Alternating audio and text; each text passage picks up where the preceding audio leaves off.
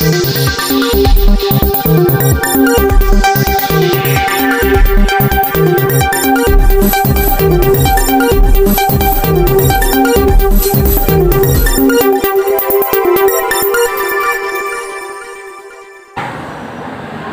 pagi pemirsa, selama 30 menit ke depan Anda akan bersama saya Muhammad Fathah Ilhami.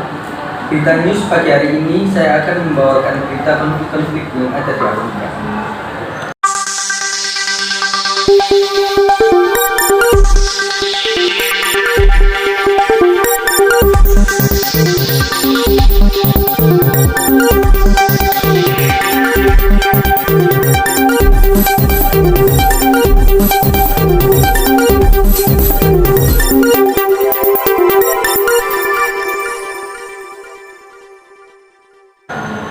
Negara-negara di Afrika terbentuk sebagai dekolonisasi setelah Perang Dunia Kedua.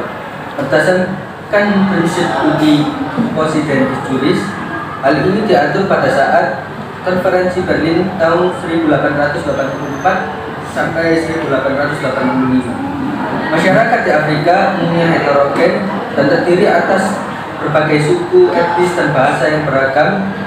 Hal ini mengakibatkan negara Afrika tidak pernah sepi dan derita konflik etnik dan perang antar suku. Berikut beberapa faktor yang menyebabkan konflik di Afrika, antara lain adalah yang paling utama adalah masalah kemiskinan. Kemiskinan di Afrika termasuk kemiskinan struktural akibat banyaknya orang yang kelaparan hingga masalah-masalah yang ada di dalam negeri, membuat banyak pengungsi dari Afrika yang menyeberang batas negara.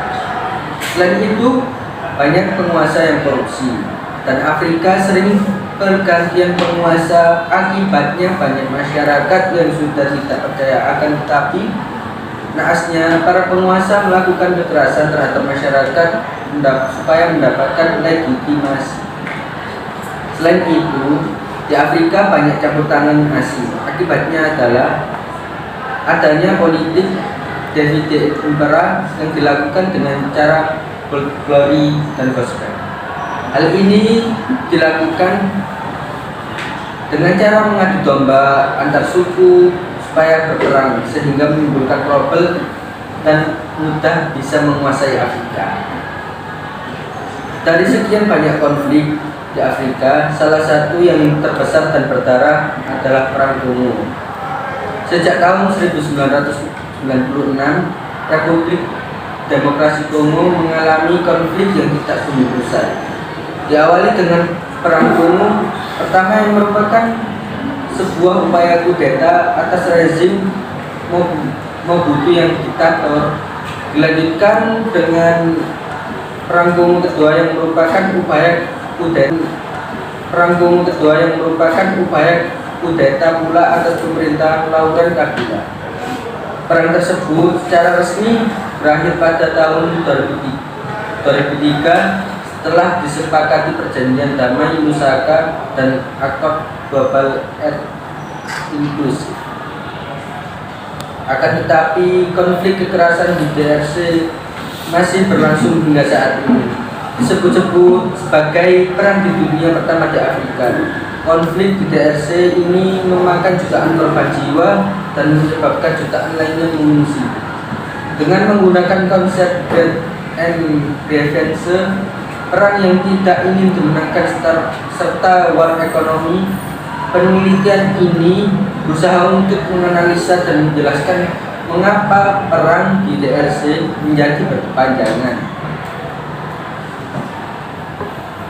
Hasilnya, konflik di DRC menjadi berkepanjangan karena war ekonomi di DRC menciptakan state of emergency yang menguntungkan, sehingga menimbulkan interaksi antara greed dan grievance yang bersifat siklikal, dan pada akhirnya interaksi antara greed dan grievance ini memproduksi konflik secara terus-menerus sehingga state of emergency, atau dengan kata lain konflik DRC merupakan menjadi berkepanjangan.